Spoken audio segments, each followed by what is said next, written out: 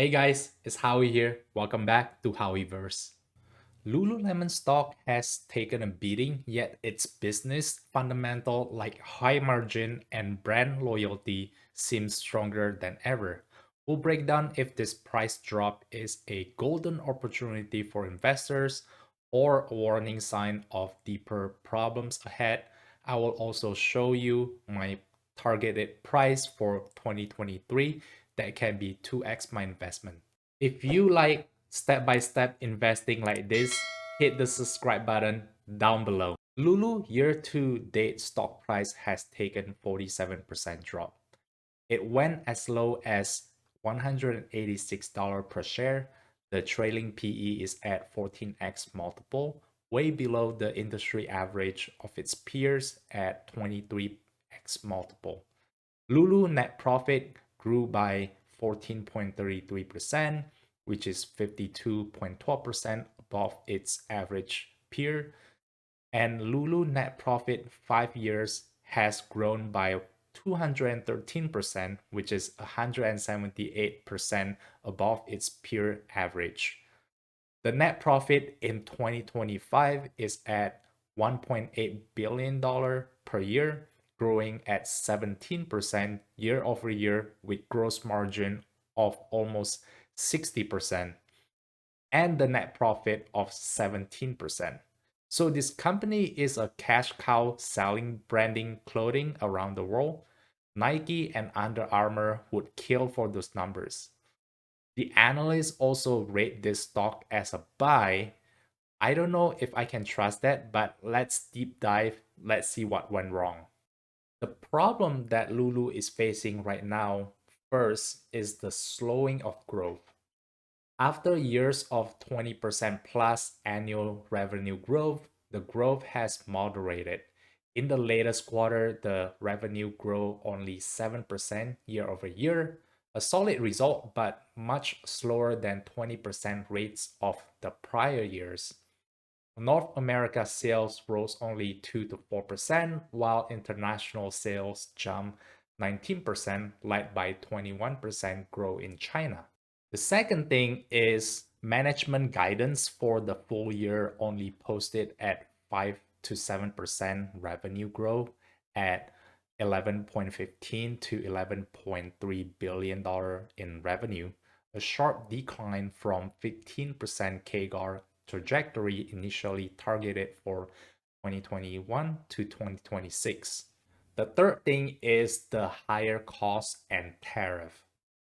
Lululemon profitability remains healthy at the moment, but rising costs and tariff can squeeze margins, which confirmed by the management that new import tariffs will hit profitability in 2025.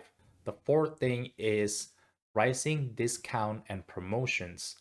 Lululemon's inventory turnover has slowed. Reports of inventory builds have led to worries about potential heavy markdowns. Number five, the failed experiment, the mirror. We have to address this issue, the mirror. The company in 2020 forayed into at home fitness hardware, the mirror flopped. By late 2023, Lulu decided to stop selling the mirror device entirely, writing off almost that $50 million in acquisition. These cases reflect fears that the company era of rapid expansion might be ending. Despite this issue, Lululemon underlying business is still growing and highly profitable. Notably, even in a tough environment, the company managed 7% revenue growth and slight EPS growth in Q1, and net profit is still around 17%. The next important thing that we talk about is the competition. Lulu is competing against giants like Nike, Adidas, and other active brands. Nike and Adidas each generate tens of billions in annual revenue and have far greater scale and brand recognition worldwide. Nike, for instance, trade at 34x forward earnings versus Lulu only in low teens multiple, reflecting its dominant position and has deep resources for marketing and innovation. Additionally, more niche rivals are popping up for this branding, such as Atlanta and Gymshark. But Lululemon has carved out a defensible niche in the premium yoga segment. It pioneered the idea of $100 yoga pants and built a cult-like following, especially among women, for its quality and community-oriented approach. Lulu has built a D2C model with over 40% sales are directed from the e-commerce and the rest largely from its own brick and mortar stores. This yields really excellent high margin. Lulu also differentiates through high product quality and constant product refreshes. Its legging and tops are widely viewed as durable and high performance that justify premium pricing.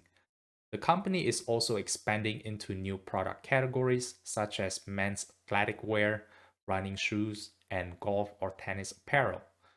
I just hope this is not like the mirror. Lulu remains the market leader in premium segment, especially in North America. Like Nike and others also offer yoga pants and tights. Lululemon has a fashion-forward appeals that draws a different customer profile, often overlapping with luxury shoppers. Going forward, maintaining and expanding shares with hinge on international market. In China, for example, Nike and Adidas are well established, whereas Lululemon still recently had single-digit market share. This actually works in Lulu's favor in terms of growing runway. It means plenty of untapped markets, but also means going head to head with incumbents on their turf. The good news is Lululemon early results internationally are strong. China is now Lulu's second largest market and saw 22% plus in year over year sales growth in Q1. By 2024, Lulu had 140 stores in China, up from a few 10 stores when the CEO started in 2018. Similarly, in Europe, Lululemon is just scratching the surface. They have opened flagship stores in cities like London, Paris, and Berlin, and in 2025 opened their first store in Italy. European customers have shown an appetite for premium activewear, so Lulu Challenge is building brand awareness for the ground up. This rapid expansion alongside localized effort has begun to establish Lululemon as a status brand. I cannot stress this enough, but as a business owner, instead of investing on a new thing like the broken mirror, the company focuses on what has worked in North America and multiplies them in other regions in the world. I'm really bullish with this strategy. So, looking ahead, I'll really focus on these factors that will lead Lulu business thriving in the next 5 years. First is the international expansion is arguably the largest growth catalyst. Lululemon plans to quadruple international revenue by 2026 versus 2021, and when in 2025 expected international sales to rise 20% plus while North America grows only low single digit. Second thing is the product category expansion. Lululemon is no longer just yoga pants for women. It's growing its menswear category, starting with women running shoes and cross trainers, and has seen encouraging demand. The company will leverage its technical innovation, science of feel to ensure new product meet the high functionality standards that its brand promises. The third thing for the lookout is digital and direct sales growth. Lululemon's e-commerce channel, which includes its mobile apps and website, tripled from 2018 to 2021, and management aims to double digital revenue again by 2026. This is where the higher margin product is realized. Last but not least, loyalty and community. Over 5 years, Lulu's community-based marketing should continue to grow. A deeply engaged customer base gives Lulu's a competitive buffer and pricing power. I really have to emphasize that the branding of Lululemon has to remain intact to be able to command high margin product. Hey, if you really like the things that we have discussed so far, can you please hit the like button down below? It really helps the channel out. So the last thing that we're going to talk about is my price target, my valuation. So according to discounted cash flow valuation, Lulu stock may be 40% undervalued at recent price with its current financial health, where the fair market value is at around $346 per share. In my humble estimation of growth-based valuation in the next 5 years, Lulu is guiding around 1464 in EPS for fiscal year of 2025. If the company can grow its earning per share roughly at around 10% per year, a bit over the revenue growth at the moment, assuming share buybacks and some margin recovery, the FY 2023 we would project EPS at around 24% in EPS. In terms of PE, it might not return to the 30x peak, but something like 18x PE would be reasonable. With this assumption, the implied stock price by 2023 would be $24 multiplied by 18, comes about $432 per share. This is definitely my base case scenario. Let me know in the comment what you think, if this is a reasonable assumption or I'm underestimating the number here. That base case outcome would mean the stock more likely double from the $180 to $200 range in 2025 to $413 plus in 2023.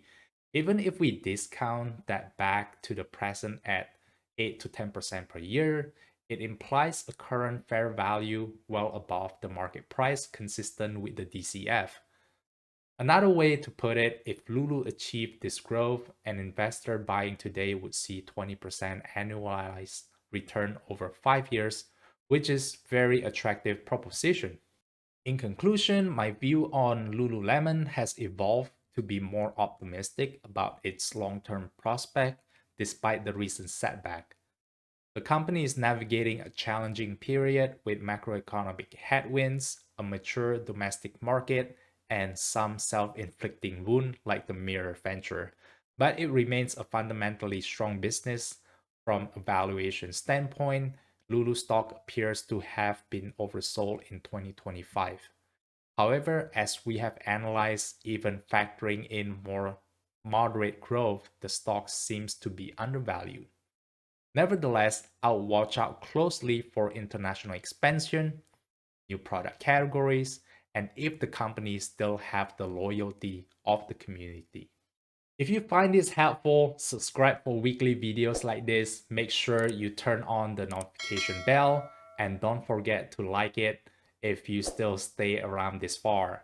This video is for educational, not financial advice. Please do your own research. Thanks for watching. I'll see you next week.